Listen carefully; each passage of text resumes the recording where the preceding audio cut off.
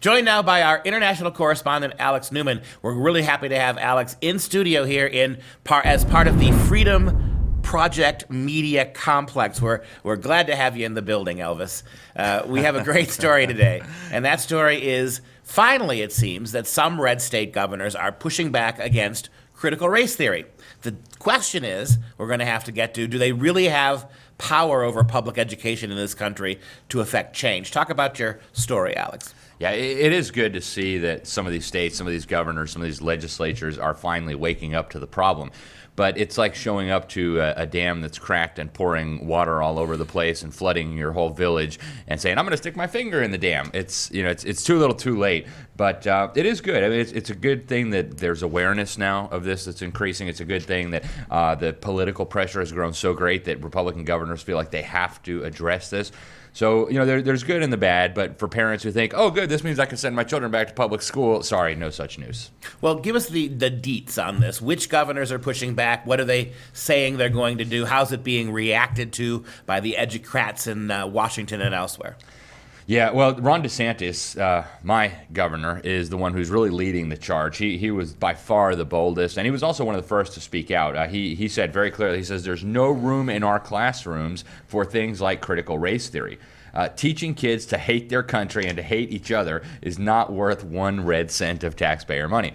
And that really is hitting the nail on the head. He's absolutely right. Unfortunately, is that going to trickle down to your local public school teacher? Is that going to trickle down to your local principal? The answer is probably not. And then we have a lot of legislators, too. We've got bills here in Oklahoma. One was introduced by Senator Shane Jett. And he said this is psychological abuse of children, to give you some perspective. In Iowa, they've got a bill. In West Virginia, they've got a bill. In Texas, they've got a bill.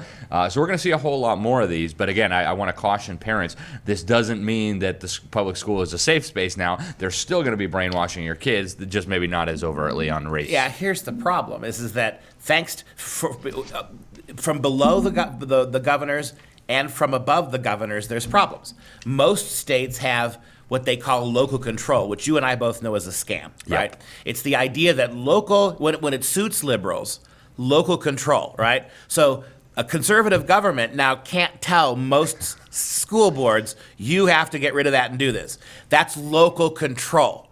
When Common Core was forced on the states, nobody asked the local districts. They were forced to take it.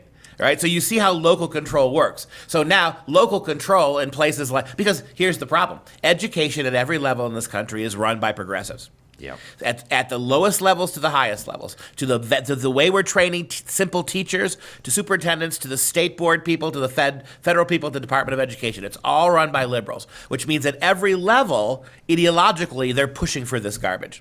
So you've got a governor now who wants to make these changes. What DeSantis said, we've got to get it out of the schools, but he can't really order it out of the schools, can he? I mean, he'd have to pass a law saying that if it shows up in schools, there are serious consequences. That's going to be very difficult to pass, and it's going to be even harder to enforce.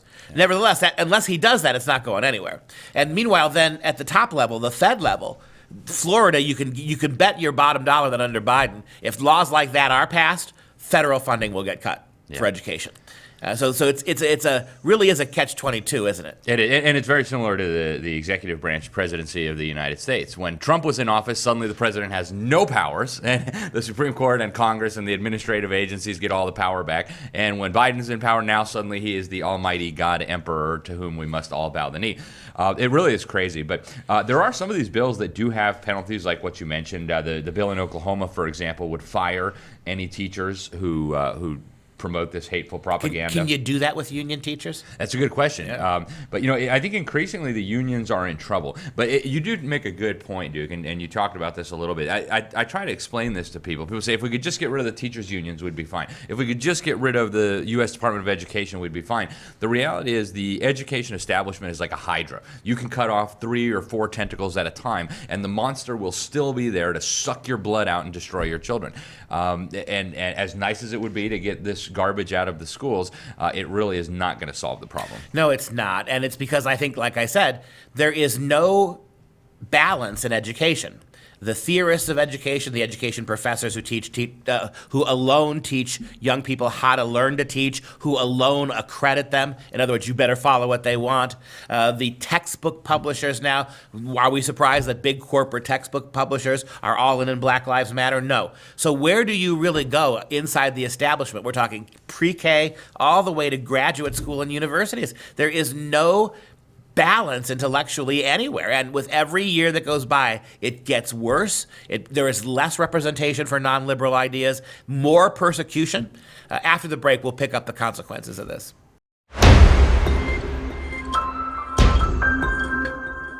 Back with Alex Newman and his really interesting article about some governors, some states trying to push back against critical race theory, which, and let's be very clear here, what critical race theory is doing as it sweeps pedagogy from kindergarten all the way through graduate programs in college. Our kids are being excluded. Starting this fall, it's going to be a non-stop banquet of critical race theory. There's going to be very little else taught. Critical race theory gets rid of merit. It gets rid of achievement. It gets rid of subject mastery. It is 100% left-wing socialist Marxist dialectic about the evil of America, the evil of white people. It is shocking. You actually had an interview with Lily Tang Williams, right? A very important education reformer for this article and other work that you've done. Talk about that. Yeah, and so you and I both know Lily. She serves on the advisory board for U.S. parents involved with in education with us, U.S. PI. Wonderful lady, and she actually lived through Chairman Mao's Cultural Revolution. She was going to the Government Indoctrination Center at that time. And what she told me, and she also testified in the New Hampshire legislature when they were considering a bill about banning this monstrosity, is that this is exactly what the Chinese communists did to the children in China. She said they created two separate categories. There was the black category and the red category. In the black category were people who came from families that owned land, landowners, people who owned factories, the means of production, business people. And then in the red category were the peasants, the workers, and so on. And what she explained is that the children were taught that this is you're born into this. You can't shake it. There's nothing you can do to get rid of the guilt that you have associated with you for being born into one of the black classes. And she said using this, they divided the children. They forced the children in the black classes to feel constant shame, to turn against their families, to basically speak out and report their families to the authorities. This is exactly the kind of thing that we're seeing in the United States. Now, it hasn't reached the climax yet. In China, the climax of this was the massive slaughter, tens of millions of people murdered as they turned society against itself. But if we continue on this path, I think people need to realize that's the kind of consequences, that's the kind of fruit this is going to produce. The rhetoric of the left in this country, the rhetoric of Black Lives Matter, the rhetoric of the progressives pushing critical race theory is already linguistically murderous. It is linguistically segregatory. It is linguistically racial prejudice. If you're condoning that, if you have no problem pushing that kind of bigotry and that kind of potential violence against white people, Americans, red staters, conservatives, if you're that comfortable using violent language against them, you are one small stone's throw away from actually burning books and actually killing people. Yeah, and I mean, that's what the Bible teaches, right? When you hate somebody, you've murdered them in your heart. When Jesus is explaining the seriousness of sin, he says, if you lust after a woman, you've already committed adultery. If you hate somebody, you've murdered them in your heart. And people need to realize that the distance between the kind of hatred that we're seeing now and the kind of barbarism and atrocities that we saw in Nazi Germany and the Soviet Union and Communist China is not as large as we like to think it is. And there are consequences for this kind of rhetoric. Now, the people stirring this up, I don't think they really do have any kind of passionate hatred for white people or anything. I think a lot of them are actually white themselves. The Rockefellers, for example, right? They were the biggest funders of the eugenics movement. They were funding Joseph Mengelé's disgusting experiments in Nazi Germany. It's not that they hate white people. It's that this is a useful tool for dividing the population. And as we know, a kingdom divided against itself, a house divided against itself cannot stand. They hope to divide the population, turn us against each other, and then really undermine the fabric of our country. Well, I'm not sure I would go so far as to say they don't hate white people. I would say that they've created a construction called whiteness. Yes. Which is the black in China, right? Yep. It's what the black category was in China. Exactly. That black prohibited, prescribed, dangerous, must be stopped category in Mao's China was the blacklist. Here it is whiteness, whatever that is. And that's what allows white liberals to hate other white people, but not hating themselves for their whiteness, right? So the people, we don't hate white people. We hate people who don't insist on maintaining their whiteness, right? That's how a white person can remain woke, right? I'm white, but I reject whiteness. And it's always whatever liberal progressives don't like, that's what whiteness is. That's the key right there, Duke. They've said everything that they want to destroy is associated with white, and white must be destroyed. So Constitution, rule of law, individuality, science, the Bible, math. Christianity. That's right. Everything that they want to destroy our society, they associate it with the group that they've demonized. And, the consequences are going to be a disaster. Hey guys, thanks for watching. Most of you know our show is being censored by big tech. While this makes it harder to meet the cost of producing the show, that's part of it. It also demonstrates that we must be having tremendous success, or they wouldn't bother to try to shut us down. If you like hearing truth and common sense with a love for freedom, please join the Patriot Club with a one-time $99 tax-deductible donation.